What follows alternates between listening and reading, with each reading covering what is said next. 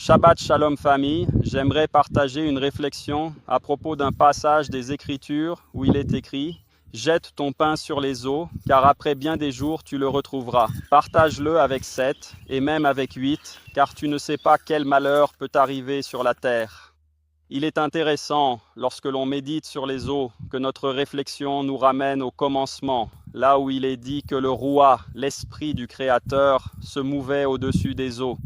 On comprend alors qu'il n'était pas seul, mais que le Verbe, qui s'est fait chair, était avec lui. Quand tu regardes la nature, tout ce qui existe aujourd'hui a déjà existé dans l'esprit de quelqu'un, n'est-ce pas? La nature que nous contemplons existait déjà dans l'esprit du Créateur là-bas. Même si beaucoup de géographie a déjà été modifiée par l'action humaine, la géographie qui existe aujourd'hui a aussi été transformée parce qu'il y avait déjà un projet dans l'esprit de quelqu'un, un chemin, une carte. De la même manière, les dessins du Créateur, depuis le commencement, ont été comparés à du pain sur les eaux. La sagesse, les projets, les dessins du Créateur, tu vois que dans son projet, il y a eu la mort d'Abel qui poursuivait une prophétie à propos de... En immolant un agneau là, c'était une prophétie concernant celui qui devait ôter le péché du monde. J'expliquerai cela dans une autre vidéo. Il a été tué et ensuite le Créateur en a ressuscité un autre, n'est-ce pas? 7. Au lieu d'Abel, ils invoquèrent une fois de plus le nom du Créateur. Il a divisé son plan entre 7 personnes. Ensuite, il y a eu la décadence des êtres primordiaux, de ceux qui existaient. Moïse lui-même a dit qu'à cette époque, il y avait les déchus. Puis, il y a eu une nouvelle vague de déchus, et après le déluge, les déchus réapparaissent aussi. On voit qu'il a de nouveau partagé son dessein. Son projet, là, avec les 8 âmes du déluge, c'est-à-dire Noé et sa famille, a été soigneusement placé dans l'arche, puis lancé sur les eaux puissantes du déluge. Il a partagé son dessein là avec 8 âmes. Et de cette même masse, de ce peuple-là, de ce dessein, cette œuvre biologique qui a été plantée à l'intérieur de l'arche, la continuité, le maquia est né.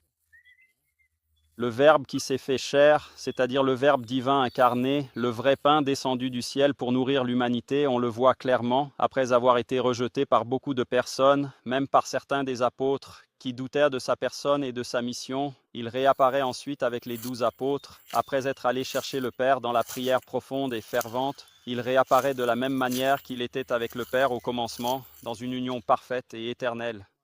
Ainsi, ce mystère se manifeste à nouveau devant eux. Le pain descendu du Shamam, il réapparaît marchant sur les eaux, là, se déplaçant sur les eaux. On comprend qu'il n'était pas seul, le Père était avec lui. Il y en a un qui a osé marcher sur les eaux avec lui, mais il a vite commencé à couler.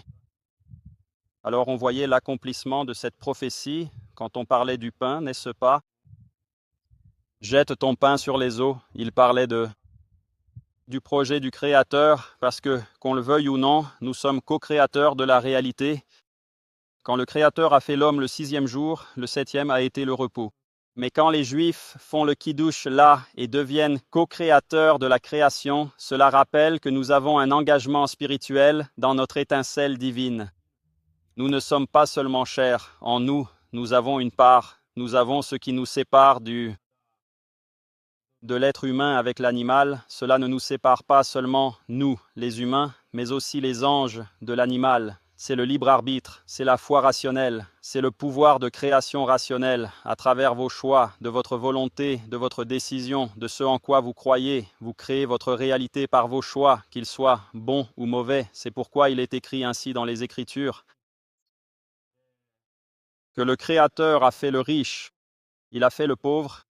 Il a fait le forgeron qui souffle sur la braise dans le feu, le forgeron qui souffle sur la braise dans le feu, c'est-à-dire, il a fait tous les professionnels de la terre.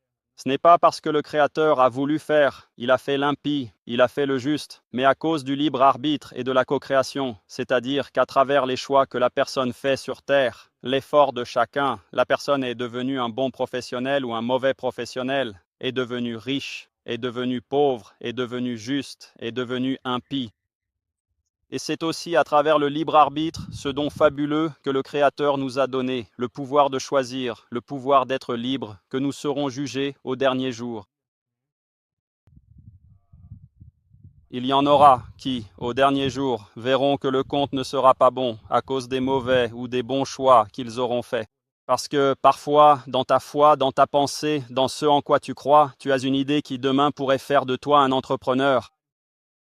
Cela peut faire de toi une personne qui réussit, ou au contraire, cela peut faire de toi un criminel, un voleur.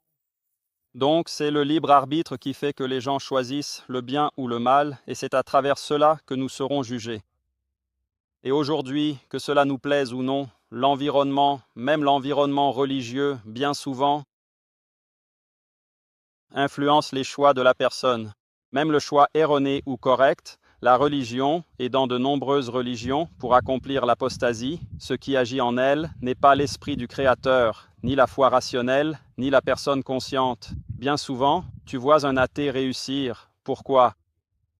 Il ne croit en rien, mais il croit en l'étincelle divine, sans même le savoir. Il est lié à l'image et à la ressemblance du Créateur. Il a le pouvoir de créer sa propre réalité. Il croit en quelque chose, là, ça marche, il réussit. Très souvent, il y a une personne qui est liée à la religion, parfois une religion fanatique, qui finit par tuer au nom de la religion, qui finit par nuire à ses propres proches en se croyant élu et en pensant que ses proches sont des pécheurs parce qu'ils ne suivent pas sa tradition philanthropique, ses dogmes, ses paradigmes. Restez là, cette réflexion.